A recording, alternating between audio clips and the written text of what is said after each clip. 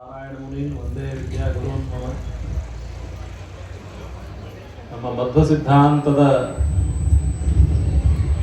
ಅನೇಕ ಆಧಾರ ಸ್ತಂಭಗಳಲ್ಲಿ ಪ್ರಮುಖರಾದ ಶ್ರೀಪಾದರಾಜ ಗುರುಗಳ ಆರಾಧನಾ ಸಂದರ್ಭದಲ್ಲಿ ಎರಡು ಮಾತುಗಳನ್ನು ಅವರ ಕರುಣೆಯ ಸ್ಮರಣೆಯನ್ನು ಮಾಡುವುದು ನಮ್ಮ ಧರ್ಮ, ನಮ್ಮ ಜೀವನಕ್ಕೆ ತಾರಕ.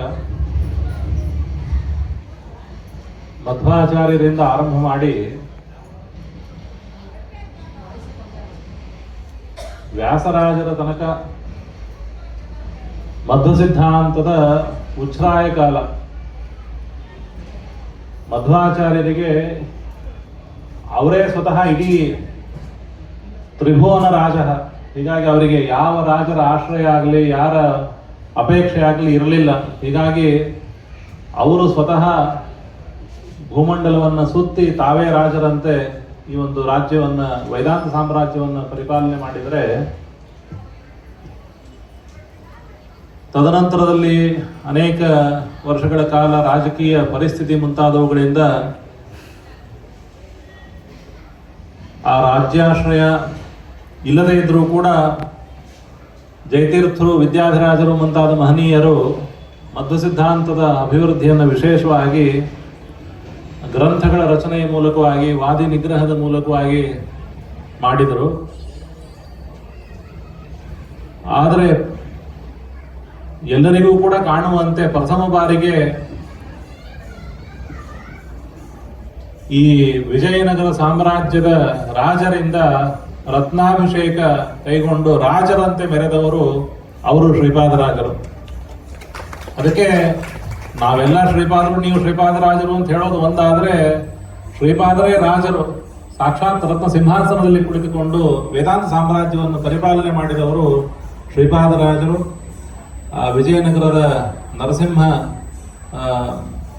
ಸಾಳ್ವ ನರಸಿಂಹರಾಜನ ಅವನ ಎಲ್ಲ ರೋಗಗಳನ್ನು ಪರಿಹಾರ ಮಾಡಿ ಅವರಿಂದ ರತ್ನಾಭಿಷೇಕ ಮಾಡಿಸಿಕೊಂಡು ರಾಜರಂತೆ ಮೆರೆದವರು.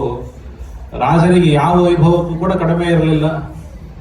ಕಿರೀಟ, ಕೇಯೂರ, ಮೇಲ್ಕುಲಾವಿ, ಅವರು ಹಾಕೊಳ್ಳತಕ್ಕಂತಹ ಬಂಗಾರದ ಎಲ್ಲ ಆಭರಣಗಳು, ರತ್ನ ಸಿಂಹಾಸನ ಮುಂತಾದವುಗಳನ್ನೆಲ್ಲವನ್ನು ಕೂಡ ನೋಡಿದಾಗ ಇವರು ಶ್ರೀಪಾದರಾಜರು ಅಂತನ್ನೋದು ಸಾರ್ಥಕ, ಅನ್ವರ್ಥಕ ಅಂತನ್ನೋದು ಎಲ್ರಿಗೂ ಕೂಡ ಇವತ್ತಿಗೂ ಕೂಡ ಗೊತ್ತಾಗತಕ್ಕಂತಹ ವಿಷಯ.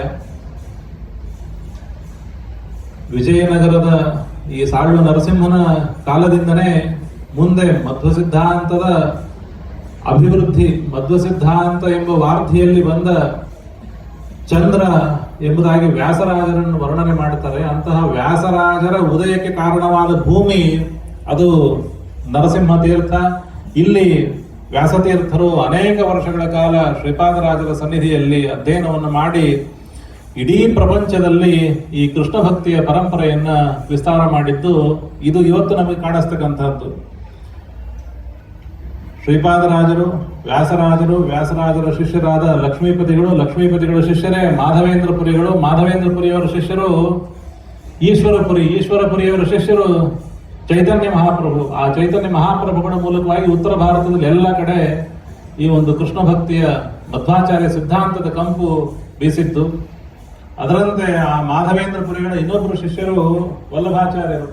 ಆ ವಲ್ಲಭಾಚಾರ್ಯರ ಪರಂಪರೆ ಬಗ್ಗೆ ನಮಗೆ ಯಾರಿಗೂ ಕೂಡ ಗೊತ್ತಿಲ್ಲ. ಆದರೆ ಆ ವಲ್ಲಭಾಚಾರ್ಯರ ಒಂದು ಪರಂಪರೆಯಲ್ಲಿ ವಲ್ಲಭಾಚಾರ್ಯರೇ ಅವರು ತಮ್ಮ ಸಿದ್ಧಾಂತವನ್ನು ಪೃಥಕ್ಕಾಗಿ ಮಾಡಿದರೂ ಕೂಡ ಅವರ ಪರಂಪರೆಗೆ ಮೂಲಭೂತವಾದಂಥದ್ದು ಮಧ್ವಾಚಾರ್ಯರ ಪರಂಪರೆ. ಯಾಕೆಂದ್ರೆ ವಲ್ಲಭಾಚಾರ್ಯ ಗುರುಗಳು ಈ ಮಾಧವೇಂದ್ರಪುರಿಗಳು. ಮಾಧವೇಂದ್ರಪುರಿಗಳಿಂದ ಅವರೆಲ್ಲವೂ ಕೂಡ ವೈಷ್ಣವ ಶಾಸ್ತ್ರಗಳನ್ನು ಅಧ್ಯಯನ ಮಾಡಿದರು. ತನ್ಮೂಲಕವಾಗಿ ಯೋಹಿ ಪ್ರಾಗ್ ಅಸ್ಮದಾಚಾರ್ಯನ್ ಕೃಷ್ಣ ಭಕ್ತಿ ವಶಿಕ್ಷಯತ ಎಂಬುದಾಗಿ ಅವರನ್ನು ಸ್ತೋತ್ರ ಮಾಡುತ್ತಾರೆ. ಮಧ್ವಾಚಾರ್ಯಂ ಗುರುಂ ಒಂದೇ. ಮಧ್ವಾಚಾರ್ಯ ನಮ್ಮ ಗುರುಗಳು. ಯಾಕೆಂತಂದ್ರೆ ನಮ್ಮ ಆಚಾರ್ಯರಿಗೆ ವಿಷ್ಣು ಭಕ್ತಿಯನ್ನು ಹೇಳಿಕೊಟ್ಟವರು ಮಧ್ವಾಚಾರ್ಯರು ಅಂತ. ಹೀಗಾಗಿ ಇವತ್ತು ಪ್ರಪಂಚದಲ್ಲಿ ಎಲ್ಲ ಕಡೆ ಇದು ಈಗ ಬದುಕಿರತಕ್ಕಂತಹ ಅತ್ಯಂತ ಪ್ರಮುಖ ವಲ್ಲಭಾಚಾರ್ಯ ಪಂಥದ ಒಂದು ದೊಡ್ಡ ವಿದ್ವಾಂಸರು ಶ್ಯಾಮ್ ಮನೋಹರ್ ಗೋಸ್ವಾಮಿ ಅಂತ ಇನ್ನೂ ಕೂಡ ಬದುಕಿದ್ದಾರೆ, ಮುಂಬೈಲಿದ್ದಾರೆ. ನಮ್ಮ ವಿದ್ಯಾಮಾನ್ಯ ತೀರ್ಥರಿಂದ ಅವರು ಕೂಡ ಕಲಿತವರು. ಅವರ ತಂದೆ ಪರಮ ಪೂಜ್ಯ ಸತ್ಯಧ್ಯಾನ ತೀರ್ಥ ಶ್ರೀಪಾದಗಳವರಿಂದ ಅಧ್ಯಯನ ಮಾಡಿದವರು. ಅಂತಹ ಇವತ್ತು ಅತ್ಯಂತ ಜ್ಯೇಷ್ಠರಾದ ವಲ್ಲಭಾಚಾರ್ಯ ಪಂಥದವರು ಈ ಶ್ಲೋಕ ಹೇಳಿದರು. ಮೊನ್ನೆ ಜನವರಿಯಲ್ಲಿ ಅವರು ಶ್ಲೋಕ ಬರೆದು ಕಳಿಸಿದ್ರು ನನಗೆ. ಮಧ್ವಾಚಾರ್ಯ ತಮ್ಮಂದೇ ನೂತನೇ ವತ್ಸರೇ ಮುದ ಯೋಹಿ ಪ್ರಾಗ್ ಅಸ್ಮದಾಚಾರ್ಯಾನ್ ಕೃಷ್ಣ ಭಕ್ತಿ ಶಿಕ್ಷೆಯಿದ ಅಂತ. ಹೀಗಾಗಿ ಇವತ್ತು ಇಡೀ ಉತ್ತರ ಭಾರತದಲ್ಲಿ ಏನು ಕೃಷ್ಣ ಭಕ್ತಿಯ ಪ್ರಚಾರ ಆಗಿದೆ, ಆ ಪ್ರಚಾರಕ್ಕೆಲ್ಲ ಮೂಲಭೂತವಾದಂತಹ ಭೂಮಿ ಅಂತಂದ್ರೆ ಅದು ವ್ಯಾಸರಾಜರು, ಅವರ ಗುರುಗಳಾದಂತಹ ಶ್ರೀಪಾದರಾಜರು, ಅವರ ಸ್ಮರಣೆಯನ್ನು ನಾವು ಪ್ರತಿನಿತ್ಯ ನಾವು ಮಾಡಬೇಕು. ಅವರ ಅನುಗ್ರಹ, ಅದರಿಂದನೇ ಅವರಿಗೆ ವ್ಯಾಸರಾಜರು ಅವರ ಅಂಕಿತ ನಾಮವೇ ಕೃಷ್ಣ ಅಂತ. ಆ ಕೃಷ್ಣ ಎಂಬ ಅಂಕಿತ ನಾಮದಿಂದ ಅವರು ನೂರಾರು ಕೃತಿಗಳನ್ನು ಮಾಡಿದವರು. ಅವರ ಆರಾಧ್ಯ ದೇವರು ಕೂಡ ಮೂಲ ಗೋಪಾಲಕೃಷ್ಣ ದೇವರು. ಆ ಕೃಷ್ಣ ಭಕ್ತಿಯ ಪ್ರಚಾರ ಆಗಲಿಕ್ಕೆ ಕಾರಣವಾದಂತಹದ್ದು ಅವರ ಗುರುಗಳಾದಂತಹ ಈ ಶ್ರೀಪಾದರಾಜರು ಅಂತ ಅನ್ನೋದನ್ನು ನಾವು ನೆನೆಸ್ಕೊಳ್ಬೇಕು. ವ್ಯಾಸರಾಜರು ಎಂಥ ಮಹಾನುಭಾವರು ಅಂತಂದರೆ, ನಿಷ್ಕಲ್ಮಷವಾಗಿ ನಿಷ್ಪಕ್ಷಪಾತವಾಗಿ ಭಾರತೀಯ ತತ್ವಶಾಸ್ತ್ರವನ್ನು ಅಧ್ಯಯನ ಮಾಡಿ ಆಮೂಲಾಗ್ರವಾಗಿ ನ್ಯಾಯ, ವೇದಾಂತ, ಮೀಮಾಂಸಾ, ವ್ಯಾಕರಣ ಮುಂತಾದ ಸಕಲ ಶಾಸ್ತ್ರಗಳನ್ನು ಅಧ್ಯಯನ ಮಾಡಿ ಅದರಲ್ಲಿರ್ತಕ್ಕಂತಹ ಸಾರ ಅಸಾರಗಳನ್ನು ಗ್ರಹಣ ಮಾಡಿ ಅವರಿಗೆ ಅವರ ಮತವನ್ನು ಸರಿಯಾಗಿ ತಿಳಿಸ್ಕೊಟ್ಟವರು ವ್ಯಾಸತೀರ್ಥರು.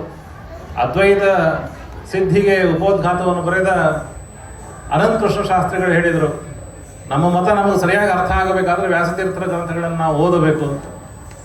ಹೀಗಾಗಿ ಎಸ್.ಎನ್. ದಾಸಗುಪ್ತ ಅಂತ ಅವರು ಕಲ್ಕತ್ತಾದಲ್ಲಿ ದೊಡ್ಡ ಫಿಲಾಸಫರ್. ಅವರು ಇಡೀ ಹಿಸ್ಟ್ರಿ ಆಫ್ ಇಂಡಿಯನ್ ಫಿಲಾಸಫಿ ಅಂತ ದೊಡ್ಡ ಗ್ರಂಥವನ್ನು, 5 ಸಂಪುಟದ ದೊಡ್ಡ ಗ್ರಂಥವನ್ನು ಬರೆದು ಇಡೀ ಭಾರತೀಯ ತತ್ವಶಾಸ್ತ್ರದ ಇತಿಹಾಸವನ್ನು ಬರೆದು ಏನೇನಾಗಿದೆ, ಯಾರ್ಯಾರ ಸಿದ್ಧಾಂತ ಏನೇನು ಅಂತ ಅನ್ನೋದನ್ನು ತೋರಿಸಿ ಕಡೆಗೆ ಅವ್ರು ಏನು ಹೇಳಿದ ಮಾತೇನು ಅಂತಂದರೆ, in my opinion Jayatirtha and Vyasatirtha present the highest dialectical skill in Indian thought ಅಂತ ಅವರು ಬರೆದಿರ್ತಕ್ಕಂಥದ್ದು.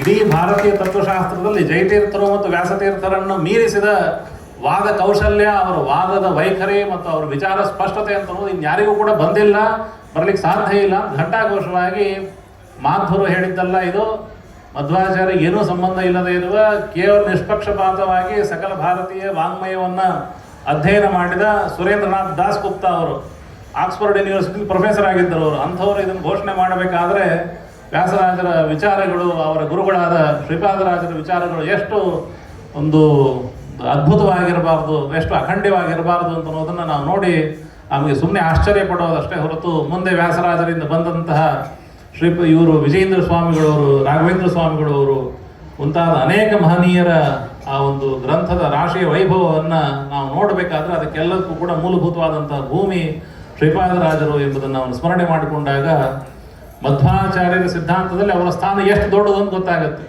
ಇಡೀ ಪ್ರಪಂಚಕ್ಕೆ ಅವರ ಕೊಡುಗೆ ಎಷ್ಟು ಅಂತ ಅನ್ನೋದು ಗೊತ್ತಾಗುತ್ತೆ. ಶ್ರೀಪಾದರಾಜರು ಗ್ರಂಥಗಳನ್ನು ಬರೀದೇ ಇರಬಹುದು, ವಾಗ್ವಜ್ರ ಅಂತ ಗ್ರಂಥವನ್ನು ಬರೆದಿದ್ದಾರೆ ಅಂತ ಹೇಳ್ತಾರೆ. ಆ ಗ್ರಂಥ ಅಂತ ಅನ್ನೋದು ಇವತ್ತು ನಮಗೆ ಸಿಕ್ಕ ವಾಗ್ವಜ್ರ ತುಂಬ ಅಲ್ಪ ಭಾಗ ಸಿಕ್ಕಿದೆ.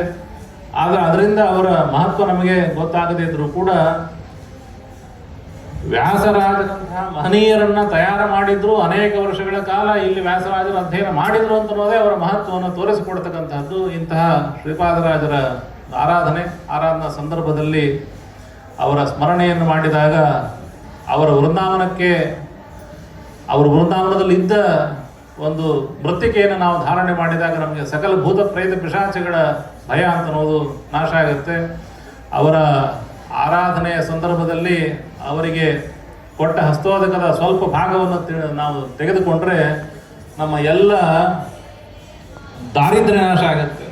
ಹೀಗಾಗಿ ಆ ದಾರಿದ್ರ್ಯ ನಾಶಕ್ಕೋಸ್ಕರವಾಗಿ ಒಂದೇ ಶ್ರೀಪಾದರಾಜಂ ತ್ರಿಭುವನ ವಿದಿತಂ ಘೋರ ದಾರಿದ್ರ್ಯ ಶಾಂತಿ ಅಂತ, ಘೋರವಾದ ದಾರಿದ್ರ್ಯ ನಾಶ ಆಗಲಿಕ್ಕೆ ಎರಡೂ ದಾರಿದ್ರ್ಯ, ಜ್ಞಾನ ದಾರಿದ್ರ್ಯವೂ ಕೂಡ ನಾಶ ಆಗಬೇಕು, ಅದರಂತೆ ನಮ್ಮ ಭೌತಿಕವಾದ ದಾರಿದ್ರ್ಯವೂ ಕೂಡ ನಾಶ ಆಗಬೇಕಾದ್ರೆ ಅದಕ್ಕೆ ಇರತಕ್ಕಂಥ ಒಂದು ಗುರಿ, ಒಂದು ಗತಿ ಅಂತಂದರೆ ಅದು ಶ್ರೀಪಾದರಾಜರು.